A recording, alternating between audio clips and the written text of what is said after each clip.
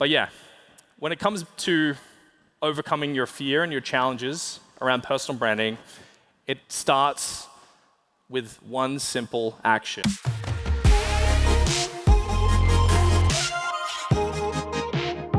Excited to be here in Frankfurt. This is my second time.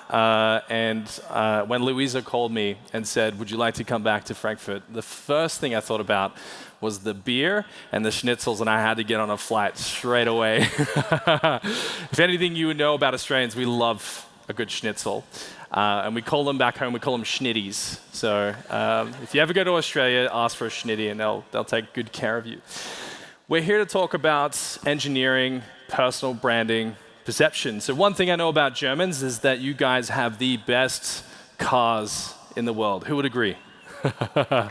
You guys are amazing at engineering things. So I hope that I can enlighten you today on how to engineer perception, how you can shift your mentality around how to build or why you would want to build a personal brand. So let's get into it. First and foremost, before we get started here, by a raise of hands, who has a personal brand? Maybe 10% of the audience? Thanks for the house lights, amazing AV team, thank you. Put your hand up if you've thought about maybe starting a personal brand. That's a good amount of people. Who's never going to build one? Who's terrified? By a raise of hands. Oh, this is a good crowd. All right, so it seems like most of you are here to try to figure out maybe how you can either scale your personal brand or take it to another level or get started. Would we agree? Okay, so before we get started, I want you to drop any preconceived notion that you might have around personal branding and what it is. Who's heard of what a briefcase word is? Who has a crazy ex-boyfriend or girlfriend that had a ton of baggage in their relationship? So we might be holding some of that baggage about personal branding, and I just want you guys to Control-Alt-Delete what you might think personal branding is and suspend your beliefs just while we go through that presentation today. Is that fair? Is that fair? Yes. Amazing. All right, so let's go. Now, here's the catch. You already have a personal brand. You might just not be managing it yet. We all have a personal brand. And we might just not be milking it. So who would like to learn how to make cash flow or income from personal branding? All right, some cheers at the back there. So first and foremost, the myth is that personal branding is for influencers, right? This isn't about TikTok dancing. It's not about selling supplements. This is about how to build a brand. The truth to personal branding is about how can you help people trust you faster? Who wants faster trust in their business? Okay? So personal branding isn't about being famous, it's about being found. Who would like more people to know about their products and services, right? We want to be found. And in today's day and age, AI is scaling rapidly. And it does seem like it's taking our jobs. Who's seen all that doom and gloom content like AI is going to take your jobs? What if you could put your face in front of your company and add a human component to it? Because there's some science behind this that's happening as well. Now, before we get into it, who has a competitor in the market who has a crappier product than what you retail? So I've done over 1,000 workshops with clients all across the world, and the most common thing that I hear in a workshop when I ask people, why would a customer pick you and not the competition? And do you know what their number one answer is? Well, our product is better and the competitor's product stinks. They just happen to have a better brand than we do. And if people could just know that our product is better, we would win. Now, who would win in this situation? Person A, who has a better brand, or person B, who has a better product? Who wins? A? Why A? Because they have a brand, and if you understand what branding is, it's to have had a relationship or an ideology attached to something. So person A wins. Brand always wins. Alan Dibbs, who wrote the book, The One-Page Marketing Manual, said two very prolific things. Number one is that your competitors are unlikely to take you out. Most businesses die not from murder from their competition. Most businesses die of starvation. So when you're building a brand in the market, Alan Dibbs says, those who market best win, period. So if you want to get a leg up, it's not about communicating that your product is better. It's about understanding that you have to build a better brand. So a short history lesson is that in 2010, who remembers drop shipping? Was all the rage. Amazon was taking over the world, and if you could just find a good product, throw it on Amazon, you'd make a ton of money. But what happened? Drop shipping flooded the market, and then by 2015, you couldn't just have a great product anymore. You had to have a good brand, good packaging, a beautiful logo, fantastic design. But right now, the e-commerce brands that are making the most money around the world are personality-led brands. So who knows about the brand Liquid Death? Right? That's just pure personality from a guy who had a vendetta against normal marketing, Mike Cesario, and he decided to create a brand that was just raw personality. And if you're thinking to yourself, how can I make more revenue in whatever business you're in, whether you're in technology, SaaS, e-com, services, coaching, consulting, if you can add your personality to it, that's the current era of marketing that we're in. Now, here's a stat. Personal branding is to become an $800 billion industry this year. I think it's actually north of $1 trillion at this point. And this was a stat that came out by Goldman Sachs and their research team, showcasing that year on year, personal branding has become more and more of a commodity in the global market. Because people don't want perfection anymore. They want proof of humanity. Now, who's ever bought a product from a founder that they like and trust? By raising hands. Look around the room. People buy from people. And there's two things that drive human response. Number one is we buy from people we wish we were like one day. Or two, we buy from people we feel that are already like us. If we have a common belief, we're more likely to exchange money. Now, with AI taking over the market and replacing everything, people are actually more rapidly looking for a human touch. So this is the modern brand stack. Now, I'm going to go through some diagrams. If you guys want to take your phones out, please feel free to take photos and steal this content. Like, you guys can have it. So number one, product branding. Number two, company brand. And number three, personal brands. 3 is better than 2 or 1 in this case. More is better in this case. Product branding is what you sell. So if you sell services, you sell a product, you sell technology, that's product branding. Company brand is who sells it. What's the culture of the organization? And the personal component is why people should care. Now, a quick lesson here, if we take someone like Elon Musk. When Elon first came out with the Tesla, the electric vehicles, he had the entire market rabidly excited to get their hands on a Tesla. Now, recently, because of the political notion of what he's been doing with his personal brands, Tesla stocks are down 80%. Why? Because his personal brand was in favor of the market when he first launched Tesla, and right now, like or hate the guy, Tesla's stocks are linchpinned on his personal brand and how people feel about him. Now, if you can stack these together, you'll soon realize that you can either be an asset to your brand or you could be a liability. Now, real quick, what's the difference between personal brands, business brands, and product brands? Your personal brand is your face. Your business brand is your logo, and your product brand is an object. Your personal brand is a voice. Your business brand is many voices, your team. Your product brand is a tribe. So if I buy a Louis Vuitton handbag, not that I would buy one, But if I bought a Louis Vuitton bag, I'm joining a tribe. Does this make sense? If I have a Rolex, I join a tribe. If I drive a Porsche or a Tesla, I join a tribe.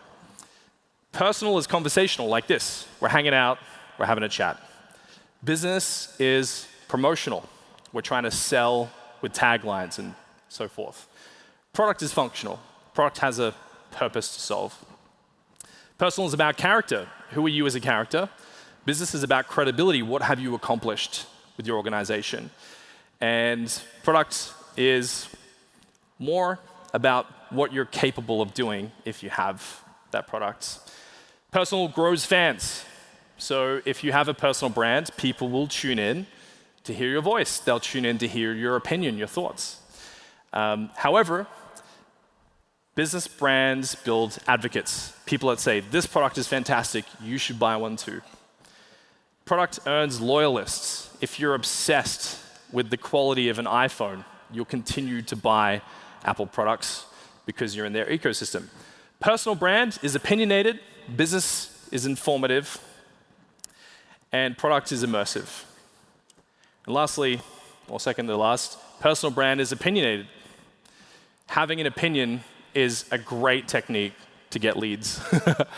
Business is informative, product is immersive. I just said the same thing twice. My bad, guys. Jet lag. Personal is personal, business is business, and product is physical or digital. Now, you don't start a personal brand, you just start managing it, right? Who's ever started a company and then realized that you're not making as much profit as you wish you could make? Who's been there? Who's got to the end of the year and you're doing your tax and you're like, where the fuck is all the money going? Then you go to your account, you're like, where's the money going? They're like, you tell me. Then you go through your P&Ls, you go through your spreadsheets, you go through your org chart, and you're like, what's happening? And then you get that report and your EBITDA is like -6%. Who's been there? So what's happening is you've not managed your finances effectively. Who's experienced this as an entrepreneur? I know I have. So what I hope to tell you in a moment when we shift gears in a second around how to build a personal brand is I want to show you guys how to manage it to make money, okay? Now, this is what I need you to understand is that your personal brand lives in 5 arenas. These are all 5 arenas that your personal brand exists in. Now, whether you're proactive with this or you're neglectful of this, this still exists. Okay? Now, your main circle of branding is those you're intimate with, your inner circle. This is your family, your spouse, your friends, your kids, your loved ones, your peers, people you're really close with. And if you weren't in the room, your personal brand is how would they speak about you. So if you're not there, what would they say about you? If they said, describe this person to me, what would your inner circle say about you? The second arena of personal branding is your professional arena, okay? This is your colleagues, the people you work with. This is your staff, the team that work for you. This is your boss, your clients, your employees, your investors. It's not your inner circle, it's the next layer out. And we tend to live in these 2 spheres the most. 3 is your community. So local communities, clubs, teams, your gym, your social hangs. So I have 2 kids. Does anyone have kids here? Okay. So recently, I've started going to a drinking club with all the dads from my daycare. And they don't know what I do. And they keep asking me, like, what do you do? I'm like, I'm in marketing. They're like, okay, fair enough. They have no idea what I do. They don't follow me on social media. And I'm like, I got to keep this circle different. Otherwise, they're going to get weird. And your community is also your word-of-mouth network. Now, the 4th arena of influence for your personal brand is your industry. So by raise of hands, who's in the tech industry? Raise your hand up. Okay. Keep your hand up if everyone, for the most part, in the tech industry knows who you are by name. Are there any hands up? There's one gentleman down here.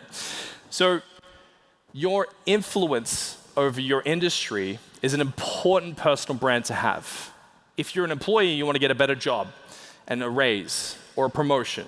If you're trying to outmaneuver the competition, if you have more, affluence, you're going to get more leads.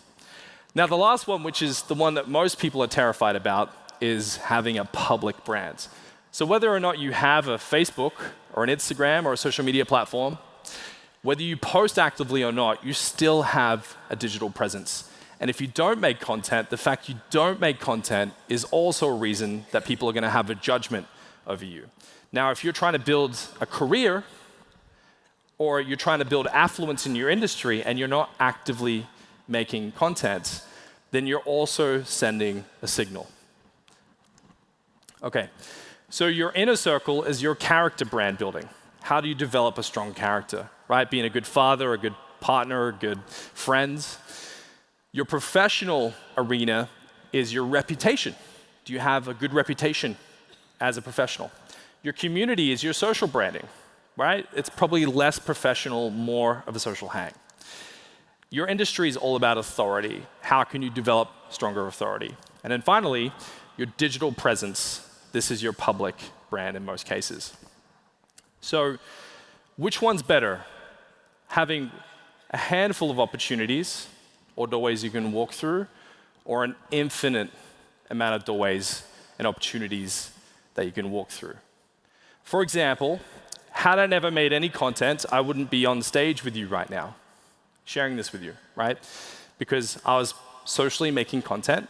Louisa and Marcel, who own this event, reached out and said, would you like to come to Germany? And I was like, yes. So now I get schnitzels and beer because of my Instagram. Isn't that fantastic? So whatever opportunities you're looking to create, more leads, more cash flow, more opportunities, you've got to start thinking about how do I build a stronger public footprint for my personal brand. Okay? Now, your personal brand is either an asset or a liability. In Elon Musk's case, it was a phenomenal asset that was driving his company's profitability through the roof. And then because of recent events, he's also become a liability. So you have to appreciate that even if you're not making content or building a personal brand, it's either a liability or an asset. There is no such thing as neutral.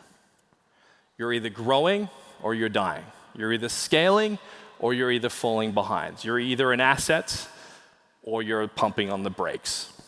Now, if I know entrepreneurs and I know Germans, you guys definitely want to win.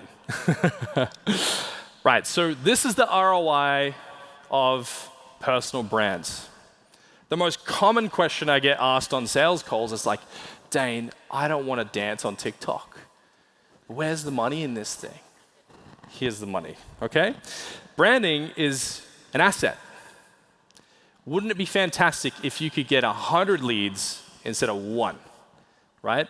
There's only a handful of ways to build a public brand, and that's by getting on stages, making content, or smashing podcasts. Now, in this case, if you can build a personal brand, guess what happens? Is your marketing becomes more cost-effective because you're more relevant. If you're making content, you don't have to pay for ads. You don't have to run SEO. You can just be publicly facing, and people can find you and engage with you. And guess what? If you can increase the profitability of your marketing, you can make more money. And you can earn more trust, which equals more cash flow. Guys, this isn't about content creation. This is about cash flow. How can you leverage your face to make money? So let's get into it.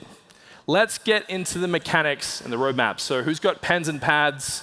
If you want to jot down notes on your phone, if you want to record, take photos, please do. Now, quick story. When I started building my personal brands, I worked in a phone store selling iPhones. And you guys have T-Mobile here? It's like the equivalent. We have a horrible brand in Australia called Telstra. And if you have, parents in Australia and you ask them, what do you think about Telstra? They would say, I fucking hate Telstra. So I used to sit behind a desk all day and deal with grumpy customers. And then I had the notion, I was like sitting at work one day and this elderly gentleman was complaining about his bill. And he's like, I hate this company. I hate everything you stand for. I hate your uniform. I hate this bill. Solve my problem. And I had an out-of-body experience. And I remember just thinking to myself as this elderly gentleman was yelling at me. I was like, what am I doing here? I was like, I don't want to work for anyone ever again. I want to go do something different. So I went to an event and I met Gary Vee. And Gary Vee said something very prolific to me. Words of wisdom. Very philosophical, very deep. Gary Vee said to me, why don't you just go start a fucking business? And I was like, sounds good to me. So I remember driving home, thinking to myself, I'm going to start a business. As a designer myself, I would rate myself at that time like a 2 out of 10.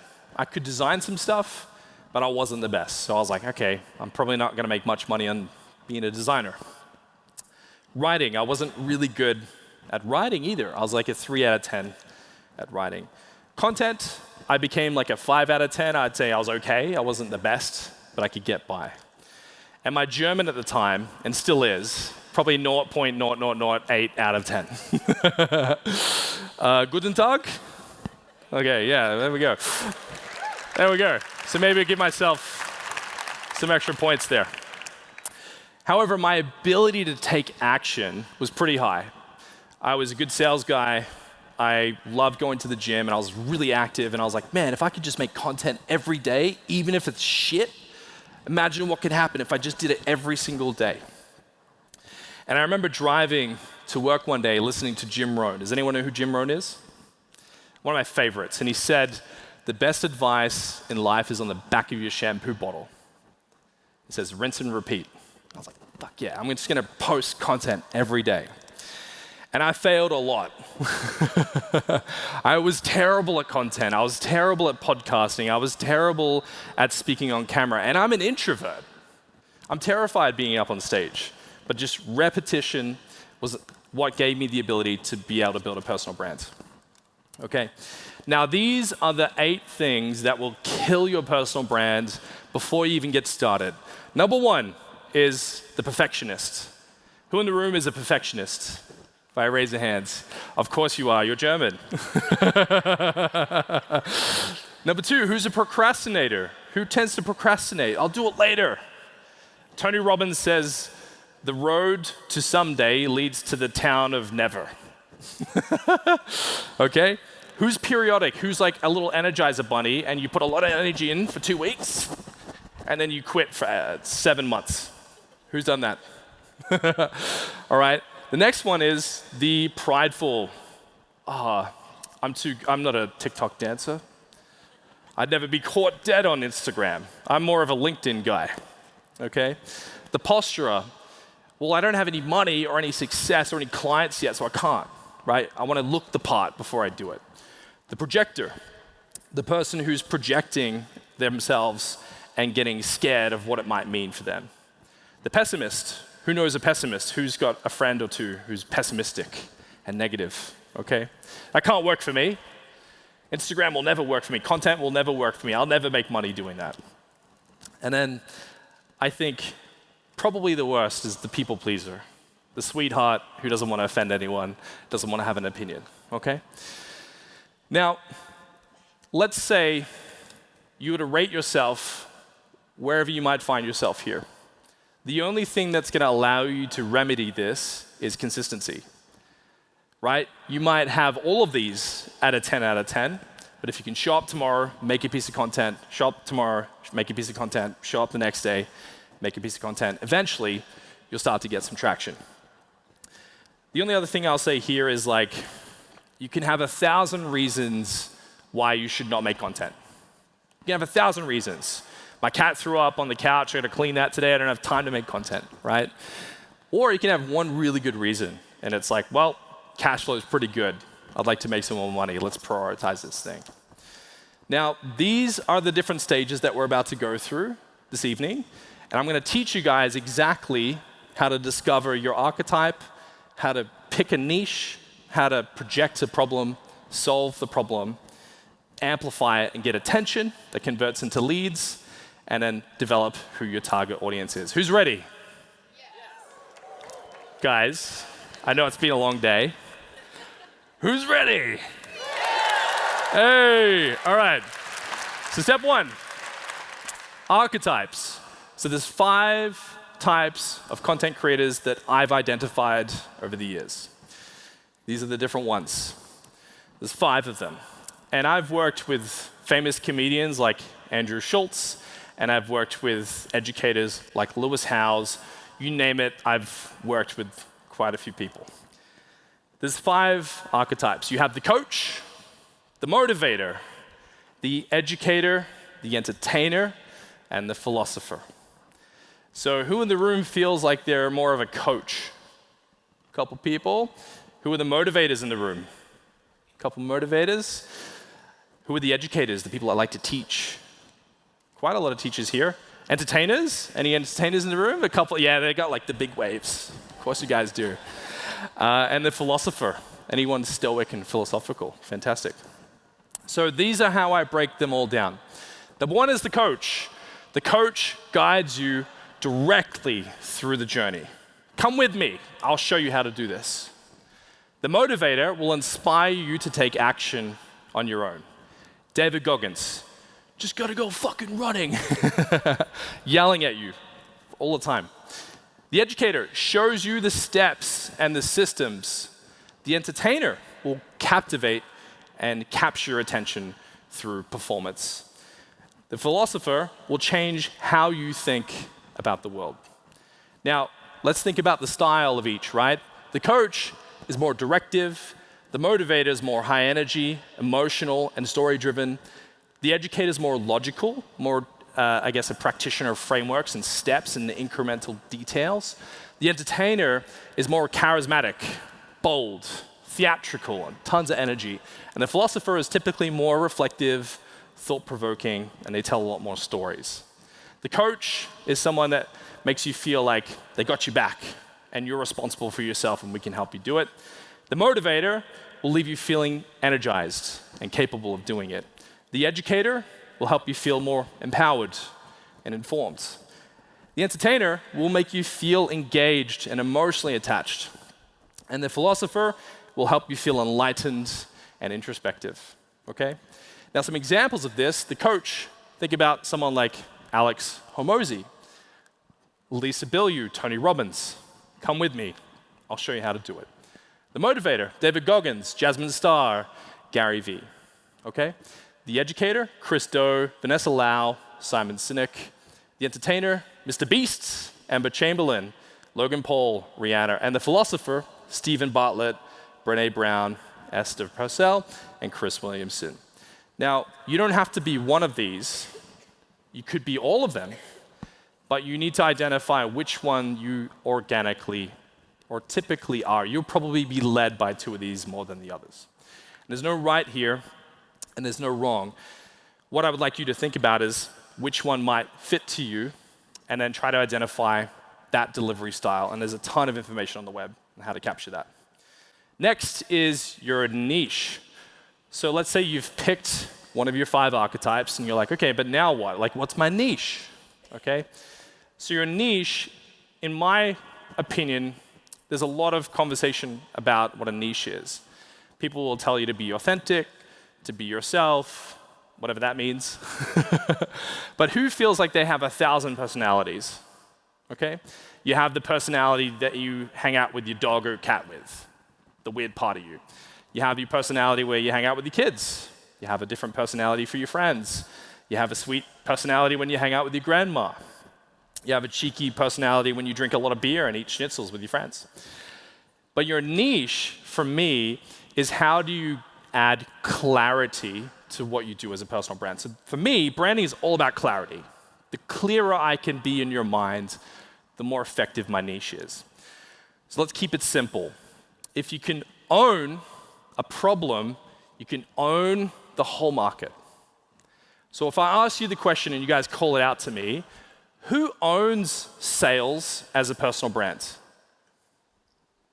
Can anyone think of who owns the topic of sales? Alex Hormozi, Grant Cardone, right? Like you think of people that own these categories. Now, if you think about your niche, first and foremost, I want you to go wide. So I'll speak for myself. I run a branding agency, and I have 40 staff around 1,000 projects created over the last 6 years. And I build websites. We have a podcast. I have to lead and train a team of 40 people. I know a lot about branding. I know a lot about sales. I know a lot about technology. And I know a lot about investing into businesses. However, if I talked about all of these, who thinks I could own a problem? That's a little difficult, right? If I were to own one problem, which one allows me to sell all of these? In my experience, for me, and what worked for me, was branding. If I could own branding, I could sell websites, I could establish podcasts and get more attention for it. I could build a bigger team. Then you want to go deep.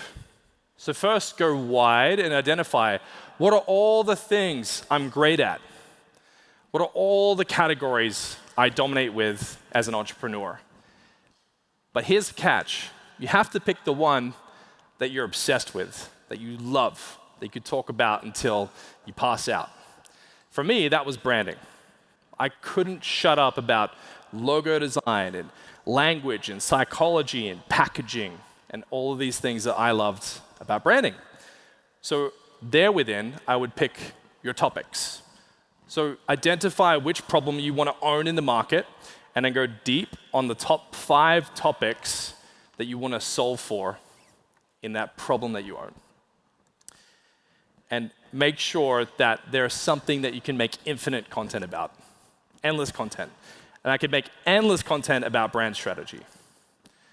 Now, the next layer out is the problem and the solution.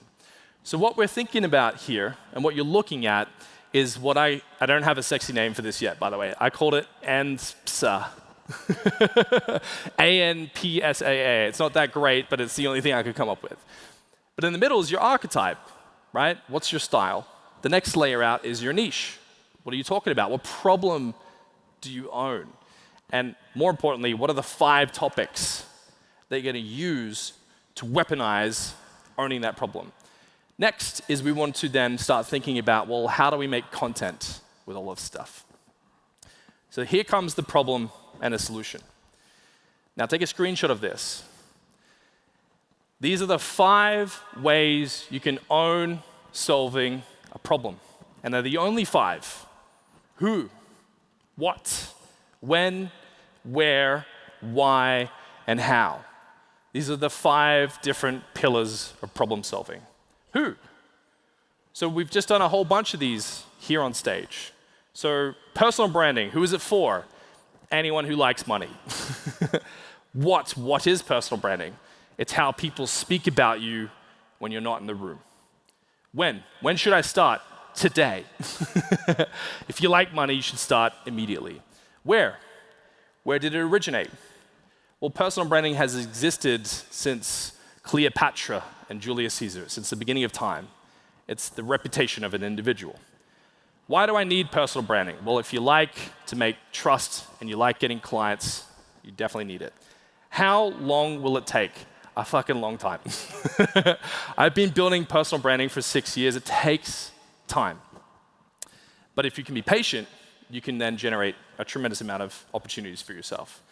So when you're creating content and you've been able to pick the problem you want to own, in my case, branding, in your case, it might be technology, it might be packaging, it might be consulting, it might be leadership, it might be sales development and training. Whatever your problem is, pick the 5 topics that you want to unpack around it. And then ask yourself these questions from the audience's perspective, and then simply answer the questions. Now that you answer the question, then what? How do we make it go viral? Who'd like to learn how to go viral? The problem is, virality is hard to fabricate. What I think is better than getting 1 million subscribers is getting 1,000 believers. Because if you can get a handful of people to believe in you and your products and your brands, you can make a lot more money. But how do we amplify it? So these are the 7 ways to amplify your personal brand. Number 1 is you can be strange or weird, right? You can be mysterious, you can be unusual, you can be bizarre, you can start dancing if you want. Next is you can be aspirational or inspirational with your content. You can inspire people, you can talk about ambition, you can talk about motivation, you can talk about being hopeful or self-seeking. Or you can talk about danger and risk. What are the risks? What are the challenges? What are the problems, the obstacles? What are all the things that could go wrong?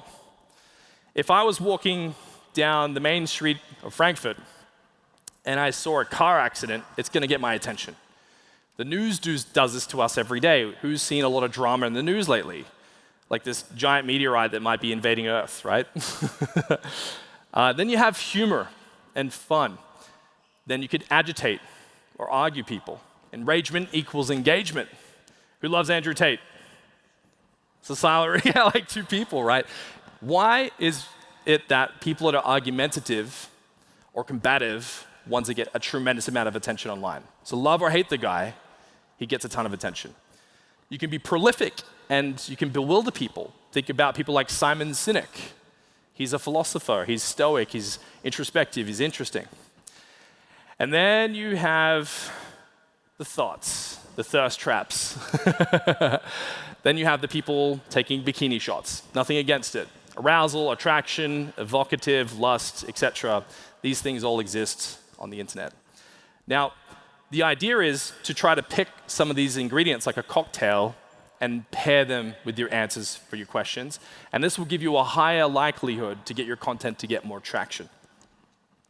Okay, now what about the audience? How do we define who our target market is? I like to keep things simple. When it comes to building an audience, if you try to target everybody, you end up targeting nobody. So as a personal brand, rather than trying to speak to everyone, try to speak to someone.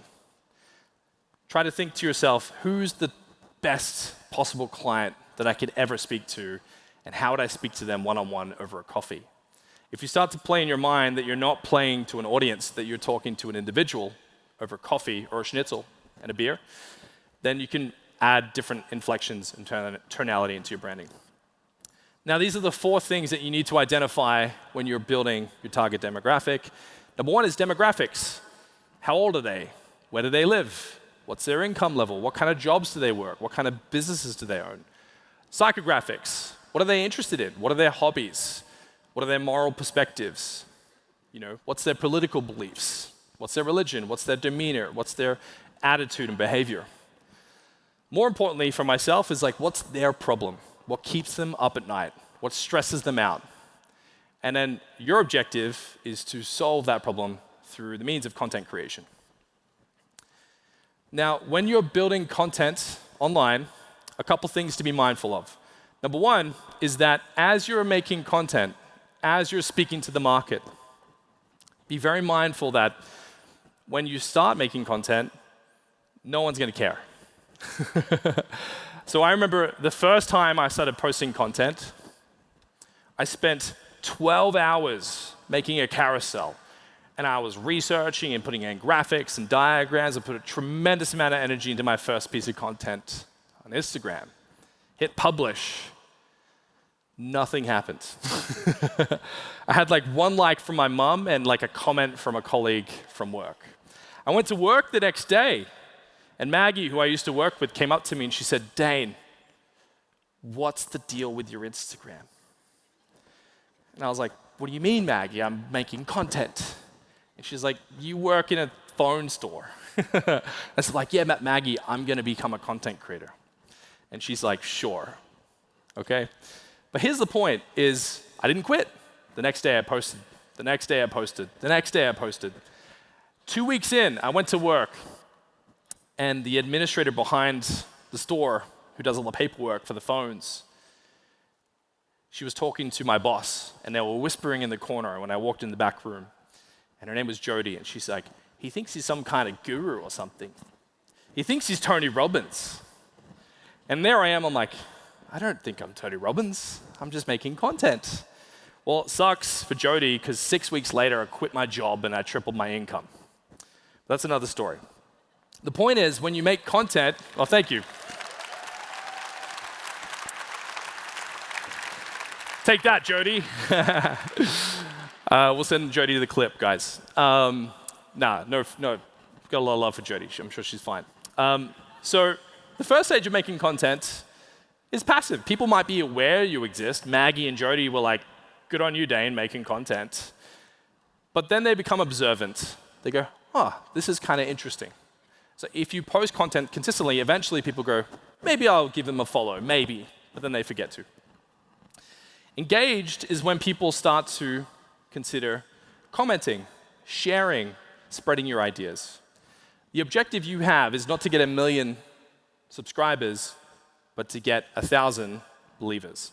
And the only way to do that is by showing up consistently and understanding that psychologically, they're going to take their time to go through this funnel. But eventually, they'll feel connected. They'll send you a DM. They'll ask for help. 86% of all messages on social media are human beings asking human beings for help. Think about this. 86% of all DMs on social media is a human asking another human, help me. If you could just slot yourself in there and solve problems, you'll get leads. And the objective is to get a raving fan. Now, Kevin Kelly, who wrote the most viral blog that ever touched the internet, I think he had something like 800 million views on this one blog. And if you just Google this later, Google 1,000 true fans. He said a true fan is someone who will drive 6 hours to hear you speak. They'll buy every version of your book. They'll listen to every episode of the podcast. That's a true fan. And if you could just get 1,000 true fans in your lifetime, you'll be gloriously rich. And he breaks down the science, and it's pretty epic. But I want to give you guys a gift before we wrap up today's keynote. So a free gift from myself, Louisa, and her beautiful husband, Marcel, is I'm going to give you guys my online personal program for free. It retails for $1,000, and I'm going to give it to you guys for free. So if you scan this QR code, you can get my online course for free. It's my gift to you. Enjoy. Thank you for being here. And if you want to be really cheeky, you can take a photo of this and send it to your friends. They can totally have it as well. It's totally my gift to you and your friends. I'll give you guys a minute to scan. But yeah, when it comes to overcoming your fear and your challenges around personal branding, it starts with one simple action, and that's just the will to do it. Don't worry about being clever. Don't worry about being perfect. Just be willing to go on the journey. That's the first step of building a personal brand. So I give you guys 3 seconds. I'm seeing some people that are struggling to scan it. Just take a photo. You can scan it later. Or grab it off the person next to you. 3, 2, 1. Great. Cool. How do we make money from personal branding? Who would like to know? All right. One word. Let's go. Who'd like to make money with their personal brands? Come on, guys. I have flown 2 days to be here. You guys can give me some more energy than that. Who'd like to learn how to monetize their brands? Hey. All right. Let's keep it simple. Make the decision today to sell something as a personal brand between $2,000 and $10,000. $2,000 to $10,000. Just be bold. Pick a number. Has everyone got a number? Okay. Now there's 2 sides of the equation of monetizing a personal brand. On the left, you have your service. You could develop a website, you have a skill, you have an asset, something you can build and give to a customer. Sorry, this is left. You're right, yes, right. So on the right side, you have a service, so you can advise, you can consult, you can coach, you can sell your knowledge, essentially. I would suggest you to create a hybrid. Have a product or a service you can deliver and sell yourself as an advisor or as a consultant. You can make way more money doing both than one or the other. And even better, if someone buys your service, they get the knowledge for free, which is what I've done. So whenever anyone buys branding, whether it be personal branding or corporate branding from myself, they get the knowledge as a part of their purchase. So you don't need 10,000 subscribers or followers to get monetized. You only need 10. So there's this myth that I need 10,000, 100,000, a million followers to make money. It's not true. I've sat down with YouTubers with millions of followers, and they're broke, living on their parents' couch. A friend of mine, 3.7 million subscribers on YouTube, broke. You don't need subscribers. You need a handful of people that find you helpful and find your content useful. You just need a handful of people. Now, these are the 3 stages of monetizing your personal brand. Number 1, what skills you have. So when Maggie and Jody were making fun of me, a few people on the internet said, Dain's pretty good at creating content. I'm going to hire him to make content for me. So for the first 2 years of monetizing my personal brands, I was selling services, content creation. People would pay me for the skills I have. The second stage is that people will then start to pay you for what you know. They're like, Dain, you're pretty good at making content. Could you teach me how to make better content for my team? I was like, sure. And this is when I started selling courses and programs. And the third stage is people will then pay you for who you are. So for example, you make content for 6 years. You build a fan base of people that love you. People will then just start paying you to hang out. It's a weird concept, but these are the 3 stages. You want to move from technician to thought leader. That's the objective. And if you can become a thought leader and own your problem, there's a lot of money to be made. This is the process and how, in my opinion, how it works. First, at the top, you have content. Content should be the North Star of your business. I know this sounds weird, but that's the tip of the spear. That's the thing that activates the opportunity to make the money. Next comes the sales. You need to convert that attention into money. That'll feed your business to keep the lights on. And guess what happens if you build a successful company and you make content is you look like more of a successful brand. Does this make sense? Great. So these are the steps. Number 1 is to build a personal brand. Number 2 is to give value on the internet freely, lavishly, consistently on a daily basis. You then convert that attention into sales. How? You either have offers, you have something that people can't refuse. And like I said, something between $2,000 and $10,000. You would be shocked the amount of business owners in this room around you that would pay you for a service between $2,000 to $10,000. Now, real quick, let's test this out. Who in the room has a content creation problem issue for their business right now? Okay. Keep your hands up. Keep your hands up. Okay. Now, stand up if you make content or could solve one of these people's problems. Stand up. All right. So this girl here in the black, what's your name? Yell your name out. Madeline. Okay. Madeline. And then this lovely lady down the front here. What's your name? Angelica? Okay. So Natalie and Angelica, stand up. Now, stay standing. I know this is awkward. But put your hand up if you have a content creation problem. Okay, this gentleman here in the black, what's your company? Yeah, yell it out. I need you to yell. Use your outside voice. I don't know what you said. Okay, cool.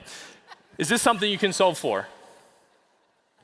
Okay, she has a product or a service. It's between $2,000 and $10,000. So can you guys exchange numbers and see if you can help each other? Okay. Now the girl Madeline at the back here, stay standing. I know this is awkward. Who around Madeline has a content creation problem in their business? Raise your hands. This gentleman down the back here in the black hoodie, way down the back there. Behind you, Madeline. Behind you. Put your hand up again, sir. You, yes. Keep your hand up. That gentleman, what's your name? Yell it out. Use your outside voice. Can someone... Madeline, I want you to hunt that guy down and try to sell him a service between $2,000 and $10,000. Okay? Now, if either of you sell that deal, DM me and I'll coach you personally. Can we make that agreement? Okay. Now, no pressure, but you have to sell those guys. But yeah, if you see Madeline, do a full 360. Guys, look at Madeline, do a full 360. Look at Madeline, everyone look at Madeline. Find Madeline and get her to help you with the content. Now, if you get attention in the market, thank you guys, thank you so much. Give them a round of applause, guys. Amazing.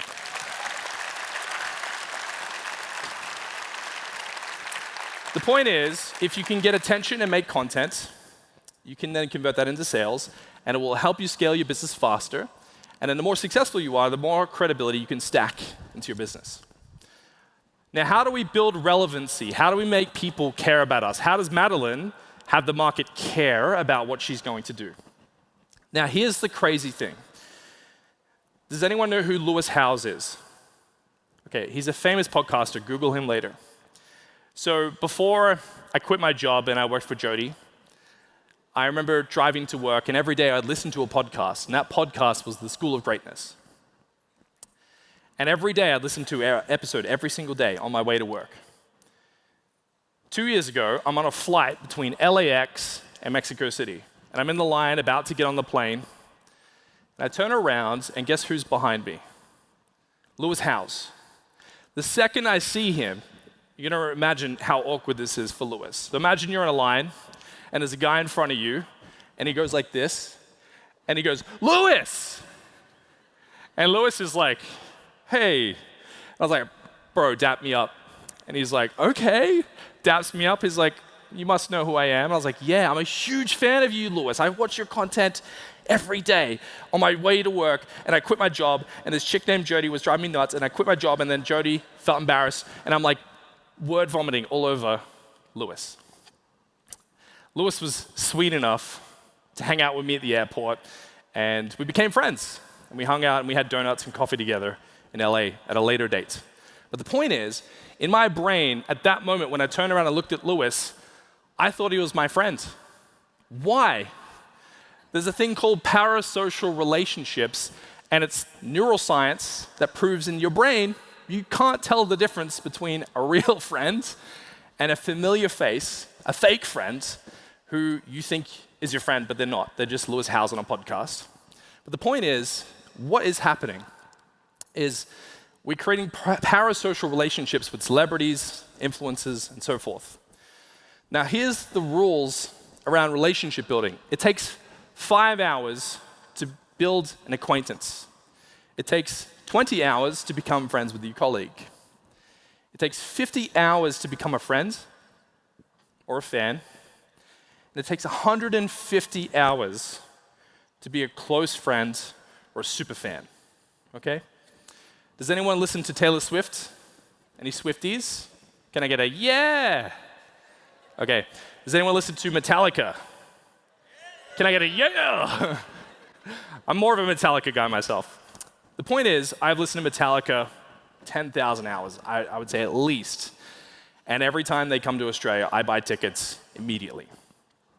The goal is, well, how do you get someone to consume 150 hours?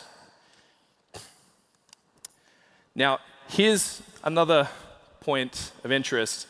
Recently, Mr. Beast and Alex Hormozi were having a conversation.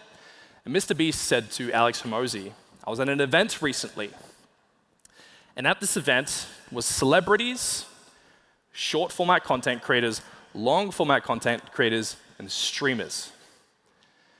Guess who was the least popular person in the room or group of people? The celebrities. They came out and everyone's like, yeah, okay, good on you, Brad Pitt. Cool. The short format content creators came out and everyone's like, yeah, short format content creators, TikTokers, dancers, cool.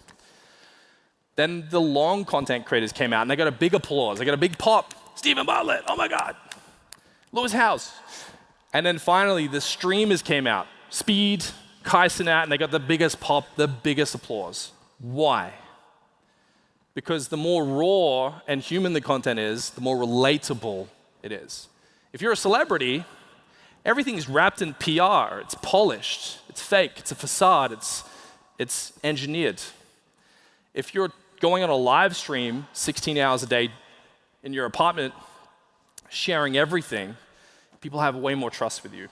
I'm not telling you guys to be streamers, but I'm just trying to tell you that the more depth you add to your content, the more money you'll make. Now, here's the kicker. If we're going to earn 150 hours through power social relationships on the internet, how are we going to do it? Now, here's the thing. You can do a 2-hour podcast once a week, or you can do 120 60-second posts. Now, if you had them like for like, which one's more valuable? Something that's piecemealed or something that has depth? Now, here's what's unlikely. If you post 120 posts this month, it's unlikely your fan base is going to watch every single one. But if you can make a piece of longer format content, there's a far likelihood that a handful of people will get high trust for you. So this isn't about getting a ton of social media followers. This is about adding depth to the market. Can you start a podcast?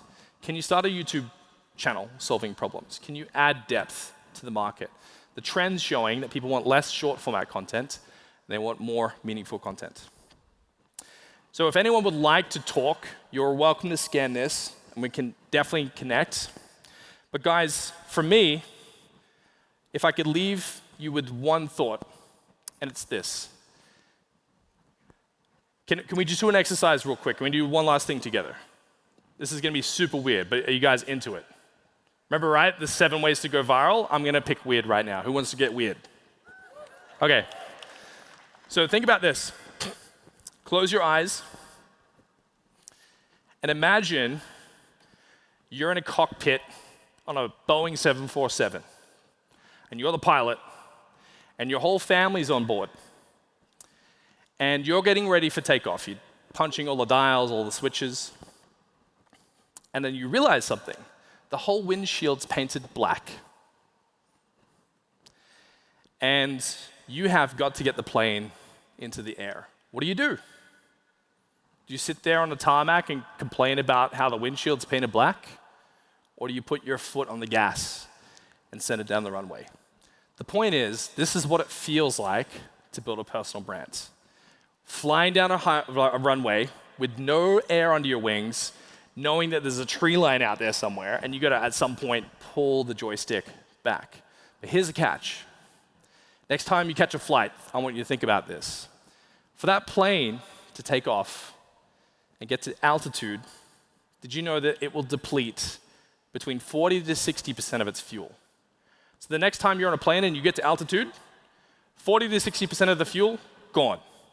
Yet, you can go halfway around the world on the remaining 40% of the fuel. Why?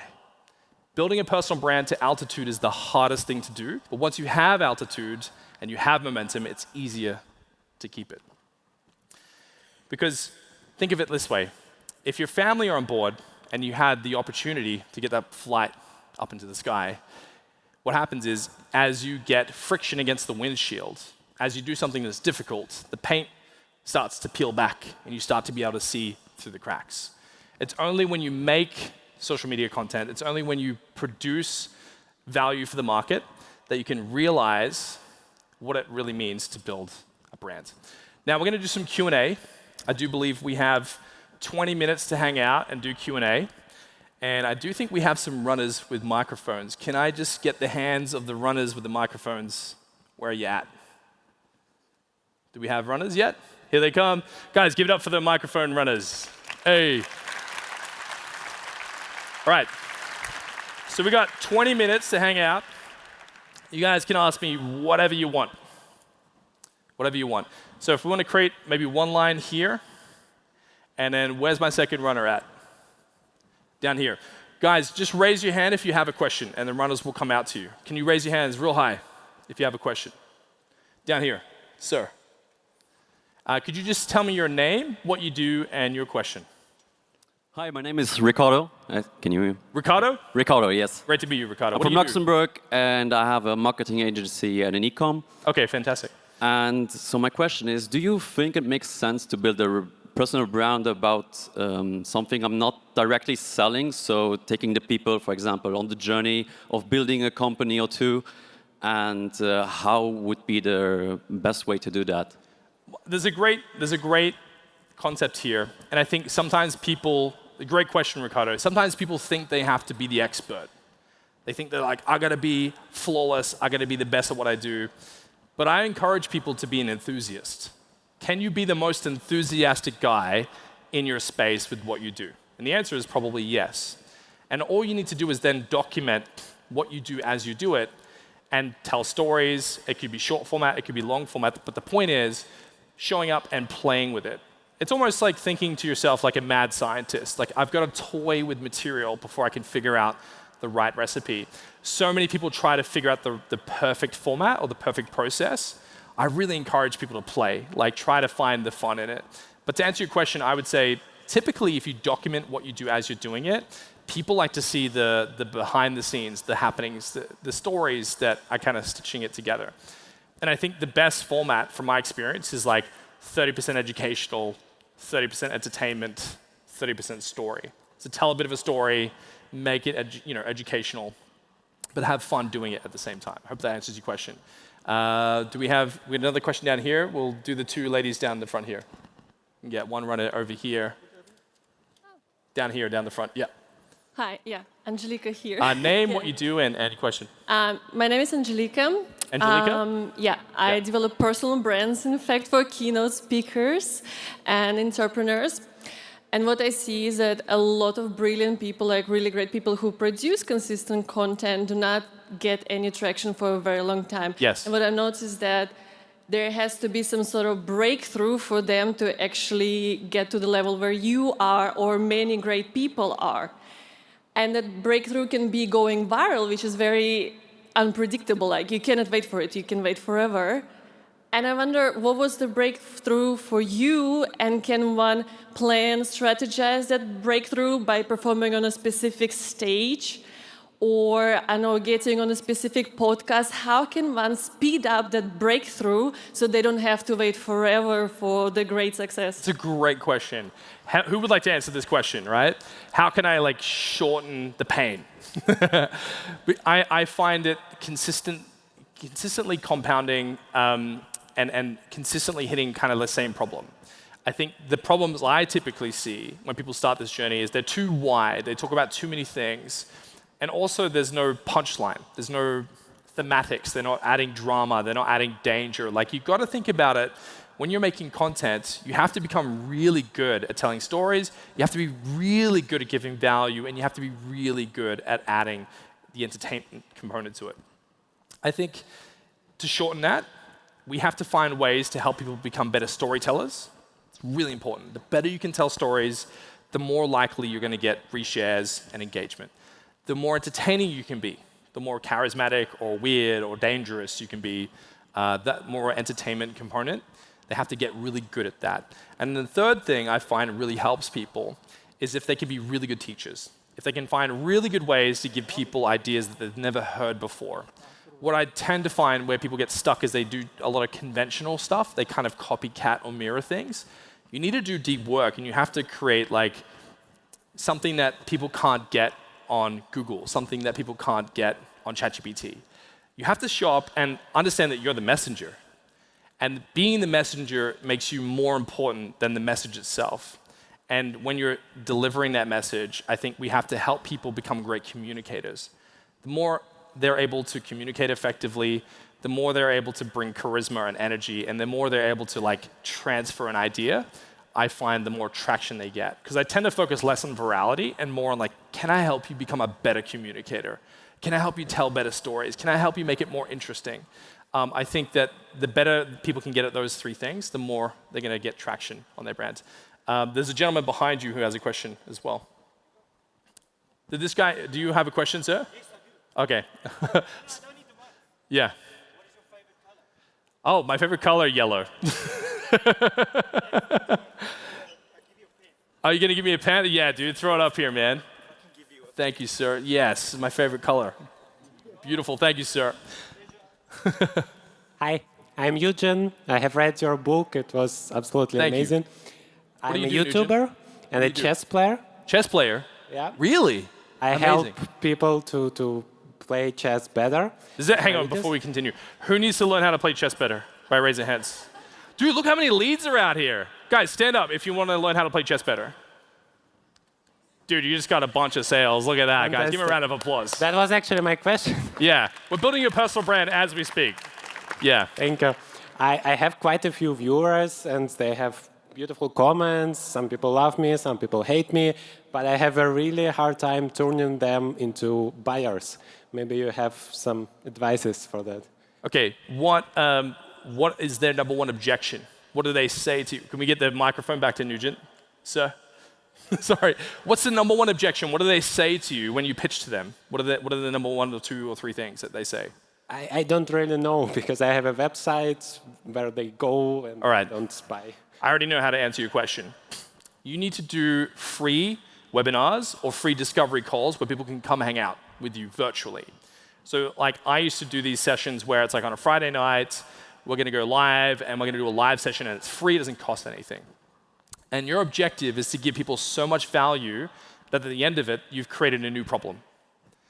And then you want to then have a one-on-one conversation and do what I call a discovery. So if you're trying to get better at sales, you need to get comfortable booking meetings. The more meetings you can book, the more sales you make.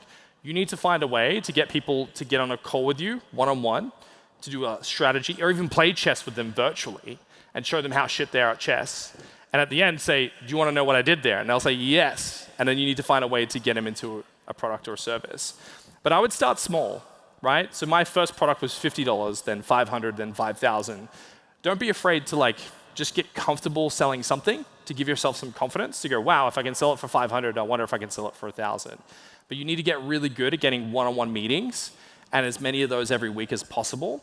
And I call them money-making activities. So if you open your Google Calendar, I need you every week to look at your calendar and find a way to get 80% of your calendar to be those meetings where you can meet people, play chess, and find a way to identify how you can help them. You need to find a way to create that revenue-generating time. That's my advice. Great question, though. I think we got time for maybe one or two more questions. This lovely lady down here, yes.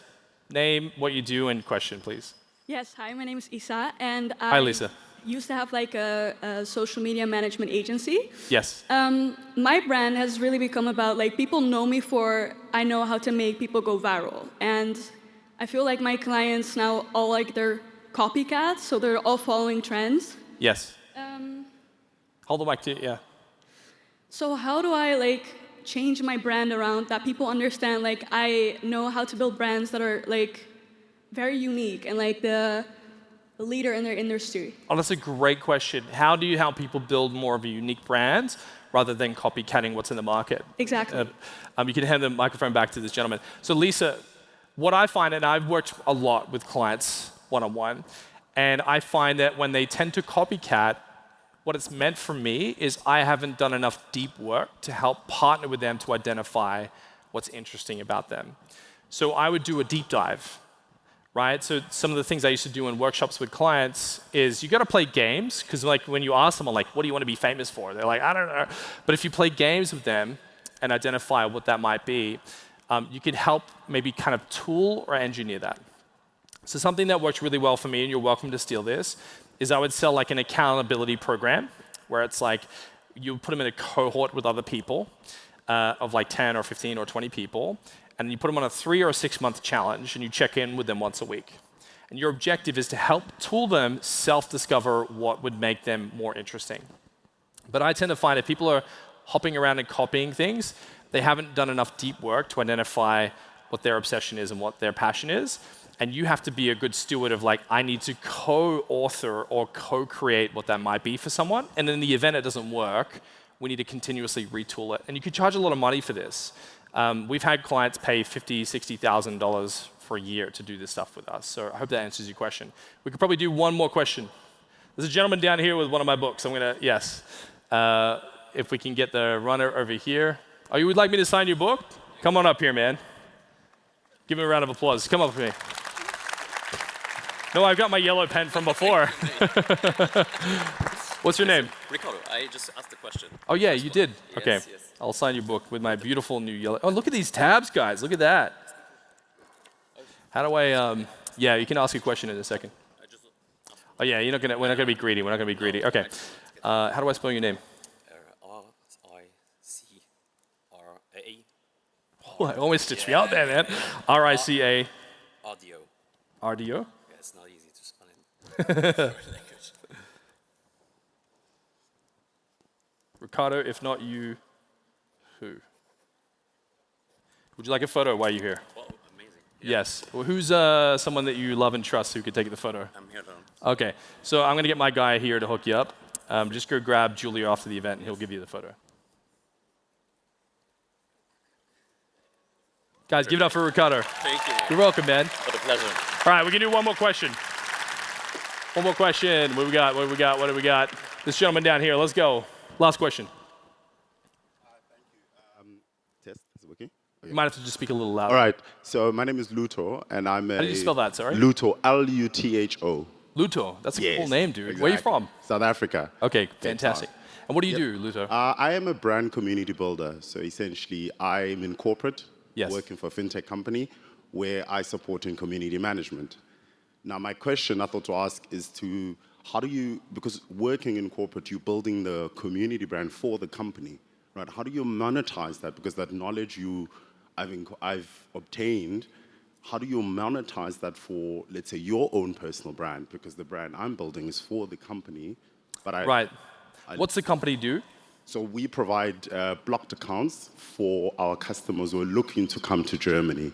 Right. Yeah. Well, can you give me more context as to what that means? Yeah, so essentially it's a fintech company, and we provide a product which internationals who want to come to study or work in Germany, they need this product to come to Germany. So essentially, as a community manager, I take care of, obviously, the community experience, webinars, and all that is related to ensuring that the customer fully understands the journey, not just Yes. relocating, but living in And you're trying to monetize that. Exactly. What is the 1, 2, or 3 things that they need to nail to make that successful for themselves? The customer or the Yes, business. the customer. The customer, one, is to understanding the let's say, relocation journey to Germany, the product itself that they need, Yes. right? And obviously the integration in Germany, because coming from abroad to here. Okay. So my mind goes to 2 things immediately. So I had a client who essentially had global services for something quite similar. Yeah. And they created a community. And it was an integration or assembly community that was a 6-month program of how to assimilate into an opportunity to give themselves a more prosperous job, more success, and so forth. The way I would monetize that is you've got to be really clear. Like, make an offer like Alex Hormozy says that you can't refuse. And I think so often people try to over-communicate what a community is. I'd pick 2 or 3 things. People typically list out like a giant listicle of like, this is all the stuff you get. Identify the 2 or 3 most painful problems that they have and build the whole program, the whole community around how to solve for that over a period of time where you will integrate and help them out. But guys, it's been a pleasure. Before we run, can I get a quick photo with the audience? And then I really appreciate you guys for having me here. Thank you so much. It's been a pleasure. All right. Thank you, sir. Now we're going to do a quick video. If I can get like a loud roar from you Germans, that would be awesome. Okay? 3, 2, 1.